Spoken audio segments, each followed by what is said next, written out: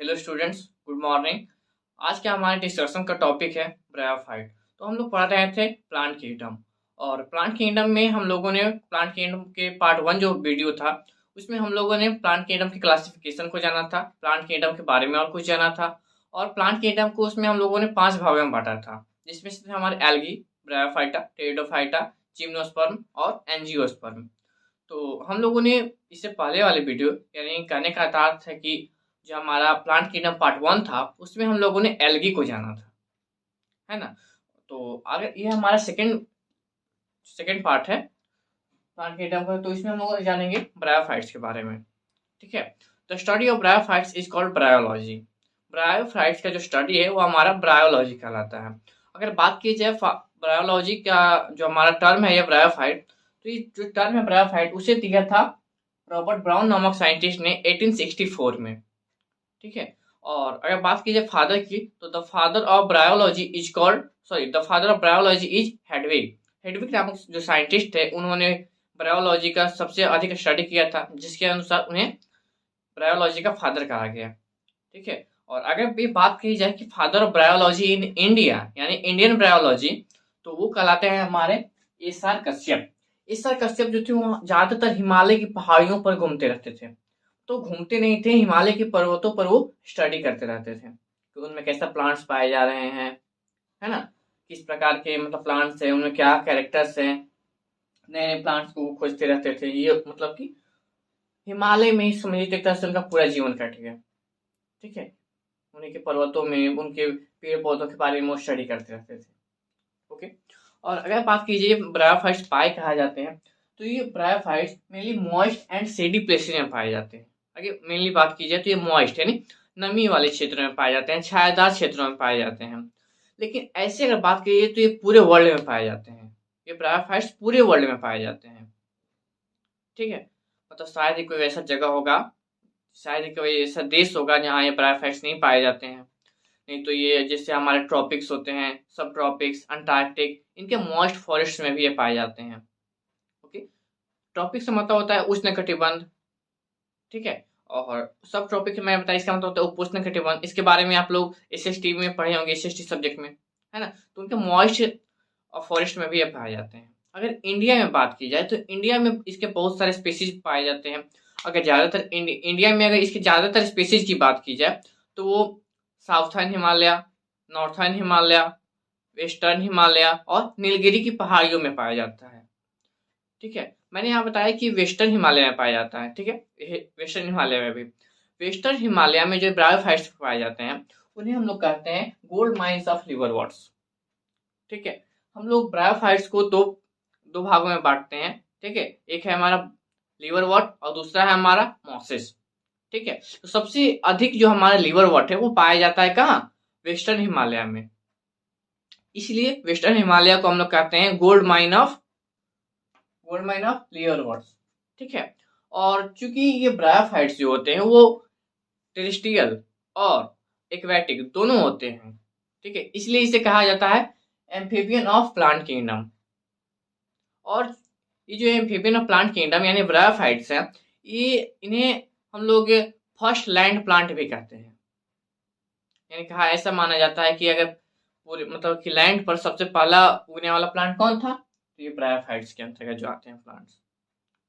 Okay.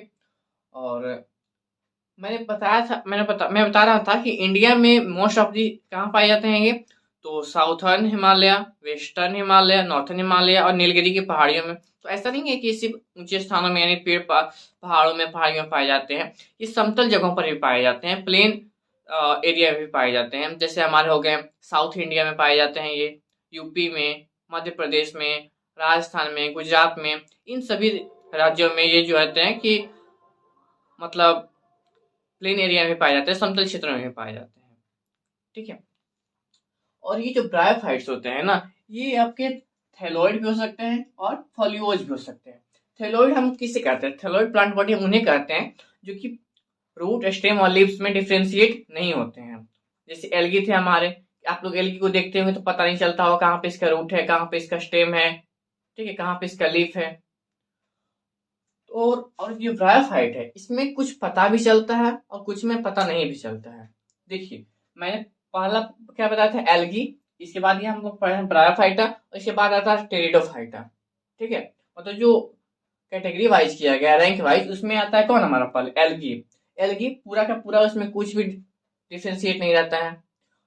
और जो हमारा टेरिडोफाइटा होता है उसमें वेल डिफ्रेंशिएटेड होता है। एल्गी में डिफ्रेंशिएट नहीं रहेगा पूरी तरह से, और जो हमारा टेरिडोफाइटा है उसमें पूरी तरह से डिफ्रेंशिएट रहेगा, और बीच में आ जाता है हमारा ये ब्रायोफाइटा, है ना। तो ये ब्रायोफाइटा के जो प्लांट होते हैं वो थैलोइड भी हो सकते हैं और फॉलियोज भी हो सकते हैं, मतलब कि कुछ जगहों पर मतलब इससे पता चलेंगे कि ये इसके रूट है, ये स्टेम है, ये लीफ है। ओके, और कुछ जगहों पर ये नहीं पता चलते हैं, कुछ प्लांट्स में कहें तो कुछ प्लांट्स में नहीं पता चलते हैं। हमारे ये ब्रायोफाइट्स प्लांट्स में एक रूट लाइक स्ट्रक्चर पाया जाता है जिससे हम लोग राइजोइड कहते हैं। मैंने बताया कि रूट लाइक पाए जाते हैं, ठीक है, ये ट्रू रूट नहीं होते हैं। ओके, ये फॉल्स रूट होते हैं। ये जो राइजोइड्स होते हैं इनका फंक्शन क्या होता है कि सोयल से यानी मिट्टी से मिनरल्स को और वाटर को एब्जॉर्ब करना। और चूंकि ये ब्रायोफाइट्स प्लांट्स जो होते हैं, यानी ब्रायोफाइट्स के अंतर्गत जितने भी प्लांट्स आते हैं उन सभी में क्लोरोप्लास्ट पाए जाते हैं। और क्लोरोप्लास्ट पाए जाने का मतलब होता है कि वो फोटोसिंथेसिस करेंगे, यानी अपने भोजन का निर्माण वो स्वयं करेंगे। ठीक है, जिसे हम लोग क्या कहते हैं, ऑटोट्रॉपिक कहेंगे। यानी ब्रायोफाइट्स प्लांट्स में जो आते हैं वो क्या कहलाते हैं, ऑटोट्रॉपिक। ओके, और इन ब्रायोफाइट्स प्लांट्स में वैस्क्यूलर बंडल यानी जाइलम फ्लोएम और हमारा मैकेनिकल क्या है, हमारा मैकेनिकल टिश्यूज यानी स्क्लेरेनकाइमा, ये एब्सेंट होते हैं। क्या क्या, जाइलम फ्लोएम और स्क्लेरेनकाइमा एब्सेंट रहते हैं ये इसमें ब्रायोफाइट्स में। ओके, और अगर इसके रिप्रोडक्शन की बात की जाए तो रिप्रोडक्शन इसमें वेजिटेटिव और सेक्सुअल दोनों मेथड द्वारा होता है। ओके, वेजिटेटिव मेथड जो होता है उसमें फ्रेगमेंटेशन के द्वारा, और सेक्सुअल मेथड इसमें ऊगैमस टाइप के द्वारा होता है। ठीक है, ये जो ब्रायोफाइट्स होते हैं इनके अंतर्गत जो प्लांट्स आते हैं उनका जो मेल सेक्स ऑर्गन होता है, ठीक है, उनका जो मेल सेक्स ऑर्गन होता है वो कहलाता है हमारा एंथ्रेडियम। और ये जो एंथ्रेडियम होता है एक स्टॉक लाइक स्ट्रक्चर से जुड़ा हुआ रहता है जिसे हम लोग बोलते हैं एंथ्रेडियोफोर। इसे फिर से देखते हैं, जो हमारा मेल सेक्स ऑर्गन है वो क्या कहलाता है, हमारा एंथ्रेडियम। और जो थैलस होता है हमारा, ठीक है, उस थैलस से और ये एंथ्रेडियम एक स्टॉक लाइक स्ट्रक्चर से जुड़ा हुआ रहता है जिसे हम लोग बोलते हैं एंथ्रेडियोफोर। ठीक है, आप लोग इस फिगर में देखिए ध्यान से, है ना। और फिर अगर बात की जाए फीमेल सेक्स ऑर्गन की, तो फीमेल सेक्स ऑर्गन हमारा ब्रायोफाइट्स के प्लांट्स के अंतर्गत आता है, और आर्किगोनियम।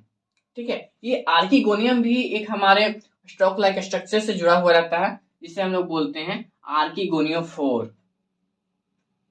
ओके, ये जो दोनों हमारे सेक्स ऑर्गन्स हैं एंथ्रेडियम और आर्किगोनियम, ये दोनों स्टेराइल जैकेट से घिरे हुए रहते हैं। ये स्टेराइल जैकेट क्या करता है ना, एक तरह से कहिए तो प्रोटेक्शन का कार्य करता है, किसके, एंथ्रेडियम का और आर्किगोनियम का।